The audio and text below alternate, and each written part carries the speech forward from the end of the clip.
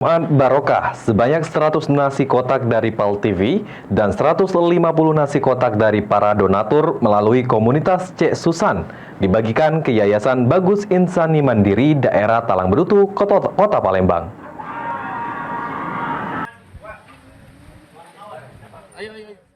Dalam agama Islam, Jumat memiliki kedudukan yang istimewa sebagai hari yang penuh berkah. Untuk itu, rekan-rekan PAL TV mengunjungi Yayasan Bagus Insani Mandiri yang terletak di daerah Talangbetutu, Palembang.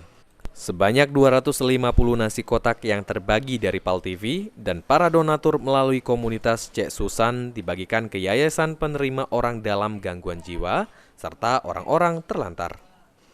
General Manager PAL TV, Sri Febriandi mengatakan, kegiatan ini adalah langkah awal PAL TV menyalurkan nasi kotak sebagai perhatian.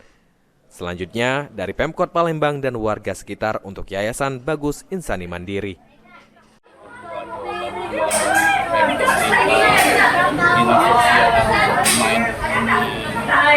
Edukasi, menghidupkan kembali kawan-kawan kita di sini. Jadi paling tidak kami dari PAL TV sudah mensupport dan insya Allah lah bulan sekali kita datang ke sini lihat kawan-kawan kita di sini. Pokoknya sangat takjub lah kalau aku pribadi melihatnya seperti itu.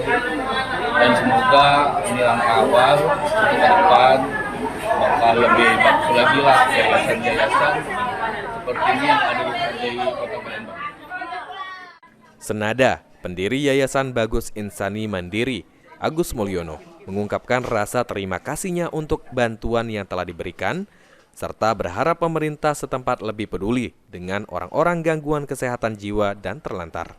Hari ini alhamdulillah kami Yayasan Bagus Insani mendapatkan kehormatan kunjungan dari teman-teman seluruh pimpinan serta karyawan dari PAL TV yang hari ini memberikan bantuan kepada kami yang sangat luar biasa. Jadi kami ucapkan terima kasih Bapak Ibu yang sudah memberikan bantuan kami. Semoga Allah memberikan pahala dan rezeki pada Bapak Ibu yang telah Hafid Zainul, PAL TV.